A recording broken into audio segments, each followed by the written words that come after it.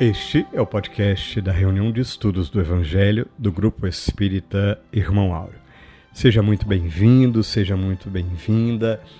O nosso objetivo é estudar o Evangelho à luz da doutrina espírita, através de diversas obras subsidiárias e das obras básicas propostas por Allan Kardec. Atualmente estamos seguindo a sequência dos capítulos do livro Jesus no Lar, de Neio Lúcio, psicografia de Francisco Cândido Xavier.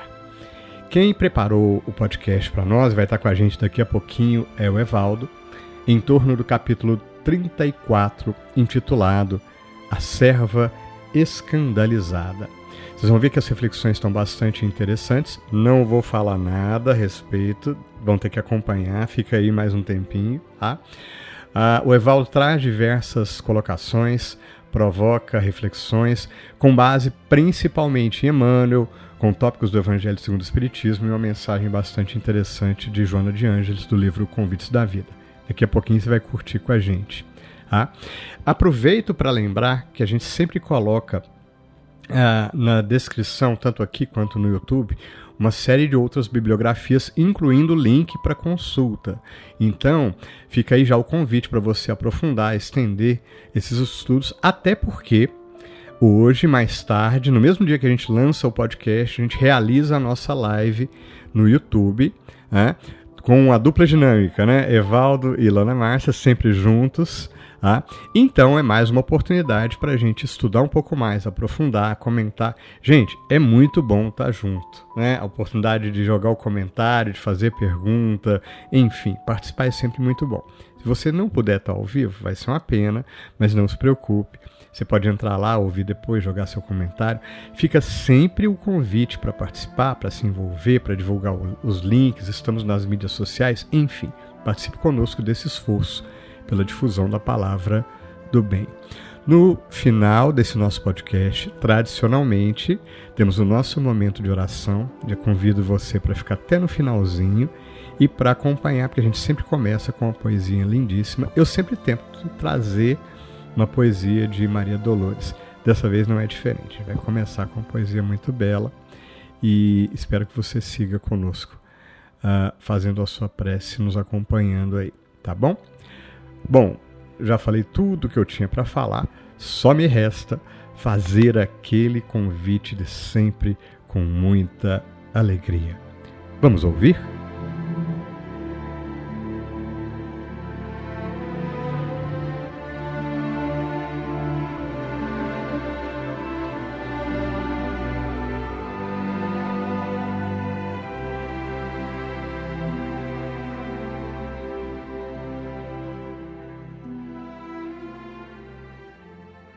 Olá a todos, desejo que as bênçãos de Deus e a proteção de Jesus estejam sempre presentes em nossas vidas. Mais uma vez estou aqui com imensa alegria para que possamos refletir sobre uma passagem de Jesus que está no capítulo 34, intitulado A Serva Escandalizada, do livro Jesus no Lar, pelo espírito Neio Lúcio, através da psicografia de Chico Xavier. A lição em estudo relata as observações de Jesus quanto ao comentário de uma senhora que se sentiu desrespeitada com a atitude de homens maus em praça pública quando buscava praticar o bem. Após ouvi-la, Jesus contou uma história de uma piedosa mulher que desejava ser mensageira do reino de Deus na terra e bateu às portas do paraíso solicitando instruções. Um anjo prontamente indica um local e uma situação específica em que poderia começar a atuar. E conforme a senhora retornava, com o relato da impossibilidade de exercer o seu trabalho em cada situação, imediatamente o anjo lhe apresentava outro destino e oportunidade para o seu intento. E ela voltava de cada um com uma desculpa diferente. Quando foi à taberna auxiliar 2 homens bons, desprevenidos que caíram na embriaguez, disse que não podia, pois o local estava cheio de jogadores falando palavras obscenas. Na ida a um esconderijo na floresta para auxiliar uma criança desamparada, alegou que não poderia agir devido ao local estar repleto de homens e mulheres nus a ferirem o seu pudor feminino. Na tentativa de auxiliar outra senhora agonizante, esbarrou na dificuldade de ouvir o marido tramar a sua morte. Quando a oportunidade se apresentou para o auxílio de 2 homens dementados em um grande vale imundo, a repugnância pela situação do ambiente lhe afastou da prática do auxílio. E em todos os convites apresentados, a candidata ao trabalho celeste atravessou a semana inutilmente, cultivando a ineficiência, com várias desculpas. Ela se mostrava perplexa e escandalizada com as circunstâncias e os ambientes aos quais fora enviada para cumprir o seu papel de mensageira do reino de Deus na terra. Vamos buscar o Evangelho segundo o Espiritismo no estudo da passagem que está em Mateus, capítulo 18, que aborda o escândalo. No sentido vulgar, escândalo se diz de toda ação que de modo ostensivo vá de encontro à moral ou ao decoro. O escândalo não está na ação em si mesma, mas na repercussão que possa ter. A palavra escândalo implica sempre a ideia de uma certa explosão de comentários. No sentido evangélico, a acepção da palavra escândalo significa tudo o que resulta dos vícios e das imperfeições humanas, toda reação má de um indivíduo para outro, com ou sem repercussão. O escândalo, neste caso, é o resultado efetivo do mal moral. Percebemos que o sentido de escândalo atribuído à irmã da lição se relaciona com a definição vulgar, ou seja, nas situações apresentadas, ela se preocupou mais com a repercussão que a sua presença naqueles ambientes poderia causar.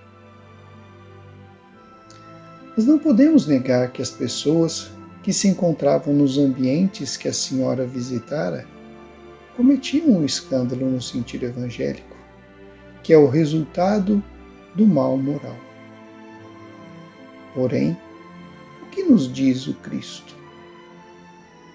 Não são os saudáveis que precisam de médico, e sim os doentes. Como será que Jesus espera que olhemos os nossos irmãos que estão nessas situações? Bem, vou recorrer primeiramente a Emmanuel no livro Ceifa de Luz, psicografia de Chico Xavier, mais especificamente no capítulo 9. Aprende a ver com o Cristo as dificuldades e as dores que rodeiam, a fim de não empobreceres o próprio coração à frente dos tesouros com que o Senhor nos enriquece a vida. Trazemos também uma passagem do Espírito Joana de Ângeles, psicografia de Divaldo Pereira Franco, no livro Convites da Vida. condescendência para com os direitos alheios, não produzindo choque, não escandalizando, seguindo os mesmos caminhos de todos, com atitude correta na busca dos alvos dignificantes.